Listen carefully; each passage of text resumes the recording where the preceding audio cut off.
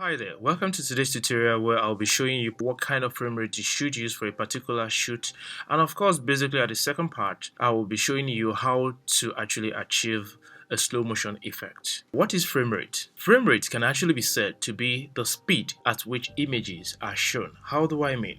A continuous picture in a continuous order is what forms a video over a particular time. If I take a picture of myself, that is a frame, which means a picture is a frame. However, for you to have a video, you have to have multiple frames. A picture can be made to be a video, and a video can be made to be a picture. The kind of assignment determines the frames per second. We have 24 frames per second. What does this mean? That means in every second, you have 24 pictures arranged together, which means from picture 1, 2, 3, 4, 5, 6 up till 24, we actually form just a second video. This standard of 24 frames per second is actually the cinematic motion picture standard, which is normally used in the industry. However, for animation too, most people prefer to make do with 24. Initially, we usually use 12 frames per second. Modern animation now uses 24. There are even better technology now that people are actually stretching and even going as much as having 60 frames per second for animated videos. I could remember, I think Avatar, you must have seen Avatar. Avatar was recorded at 60 frames per second.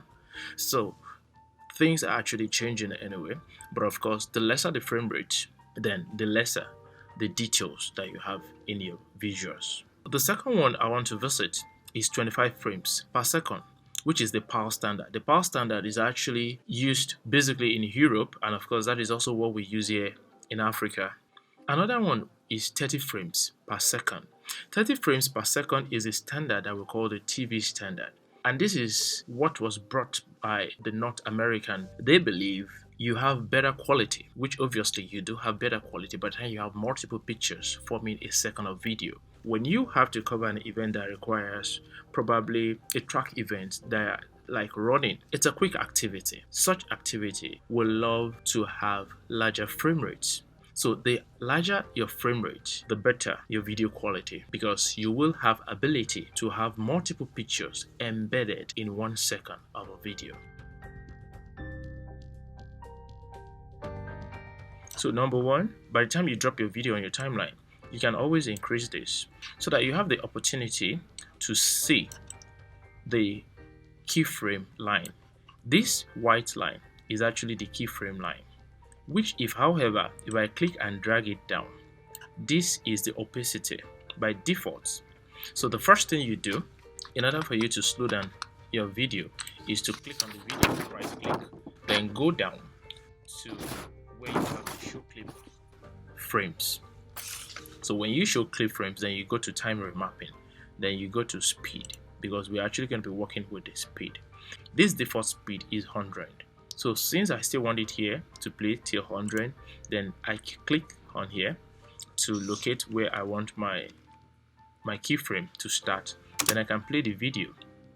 I think I'm okay here.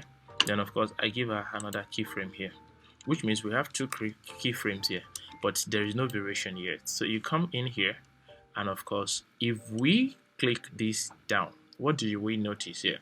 We notice that the other keyframe is actually leaving because we are actually reducing the video, and if you notice there is 42.00% here. The motion has been reduced by 42%.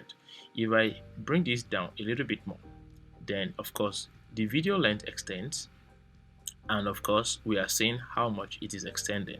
If I take this up, so definitely it's going to be shorter in the sense that it is interpreting it that I am speeding up this video.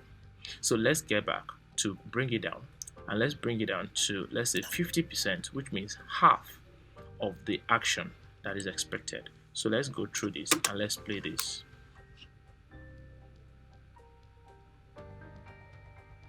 Alright, so that is 50%, but however I think I'll prefer something around 30. Alright, so this is 30%, so let's go for 30%. Wow.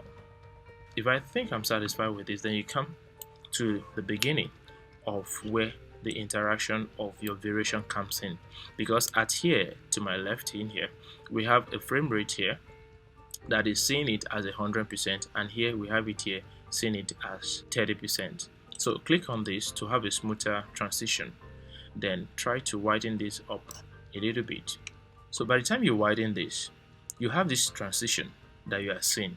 This is 100% and this is 30%. So between here and here is where the transition occurs. So to make it smoother, there is this blue line which you can click and drag towards your right, which makes the curve a little bit smoother. The distance here too also matters. If you close up the distance, then it's going to be sharp. If you widen it, then it's going to be smooth. So I think I prefer it to be smooth this way. So let's see if this works for us.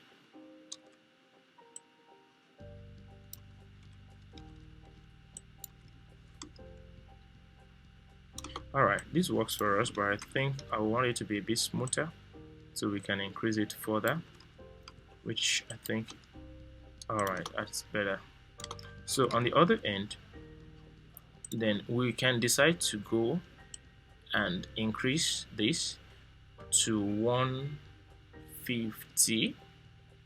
Okay, alright, 150. So which means we are coming from 100 to 30 and 30 to 150. So let us help this transition to be smoother a little bit too, so it's not too sharp. So just come in here, open up this, then of course this transition and this blue toggle to the left, so it's forming a curve like shape. Then I think I might want to increase this a little bit more, so I have something that is not too sharp in terms of transition. So let's just play this and see what it looks like. Alright, so that is a slow motion. Then of course from that slow motion is going to translate into a fast motion. Yeah, and that is it. However, if you notice, it still looks like my video is jerking. Obviously you can see the yellow line, which means my video is not yet well rendered. I would prefer to actually add optical flow. And what optical flow does is it helps you to create a finer tune in terms of your keyframing that you have done. So you just right click again on the video clip, then of course you can come to time interpolation, and of course you see optical flow here. So by the time you click on the optical flow, you can see it has actually done a bit more work, and that is why it's giving us that red line, meaning that it needs to render. So just come to your sequence, then you render into out. If however you are actually working and you just need to render a quick selection, then you can just use your I or O to set your in and out point. So we are done with exporting this, and of course let's check for the video. I think it's on the desktop, so slow motion, and of course let's get to play this.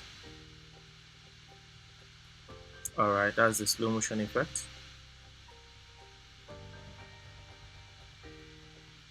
And of course that's the fast motion.